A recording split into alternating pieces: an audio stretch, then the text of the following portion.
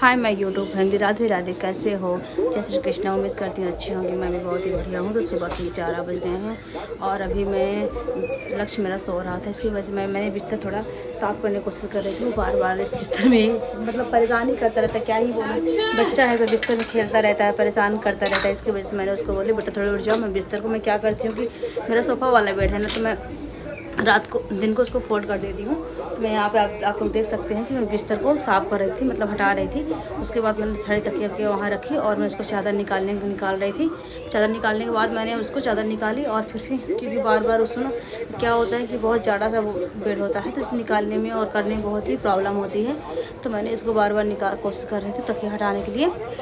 और तकिया हटाने के बाद मैंने पूरा चादर को बाहर निकाली और उसको बेड के जो लादी है उसको ऊपर करने के बाद मैंने सारा जो उसमें सामान जो बिस्तर होता है, गद्दा वगैरह, तकिया वगैरह, मैंने उसके अंदर सुबह रोज़ ही डाल देती हूँ। क्योंकि फालतू में बिखरा रहता तो अच्छा नहीं लगता और सुबह काम बहुत ही हो जाता है, क्योंकि रोटी का काम यही होता है।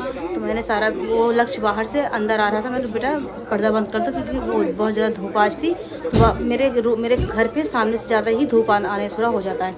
सुबह होती नहीं है कि धूप आना स्टार्ट हो जाता है। मैंने विंडो खिड़की बंद करके रखती हूँ, पर्दे भी, उसके बाद भी इतना धूप आता क्या ही बोलो। तो यहाँ पर आप देख सकते हैं मैं सारी चादर वगैरह अंदर डाली थी। उसको बार बार बोल रही थी कि लक्ष्य ऐसा मत करो, चादर पर्दा बंद कर दो बेटा। तो उसने बार बार अंदर और बाहर जा रहा था, इसके लिए उसको मैं मना कर रही थी। और उसके बाद क्या हुआ कि मैंने पूरा सारे चादर वगैरह फोल्ड करके अंदर डाल रहे थे। आप लोग देख सकते हैं। मैं आप लोग से बातें करने की भी कोशिश कर रही थी, बट क्या करूँ, ब्लॉग भी चालू था और काम भी इंपॉर्टेंट होता है, क्योंकि सुबह सुबह काम बहुत ही ज़्यादा रहता है।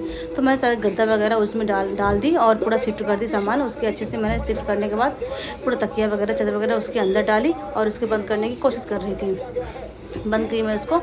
अभी आप लोग देख सकते हैं कि मैं उसमें डाल ही रही हूँ, चादर वगैरह सब कुछ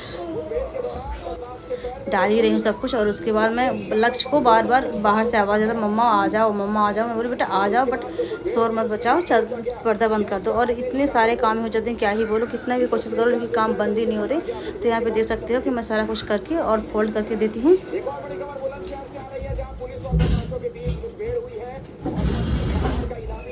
देख सकते हो कि मैं सारा बेल्ट को फोल्ड कर दी हूँ और फोल्ड करने के बाद मैं उसमें लादी रख रही हूँ। लादी रखने के बाद मैंने लादी रखी और लादी रखने के बाद मैंने फिर वो आ गया, फिर मैं उसको डांटी बेटा मैं ऐसा मत करो, तकिया संभाल दे। वो बोला मम्मा मैं भी हेल्प करवाऊँ।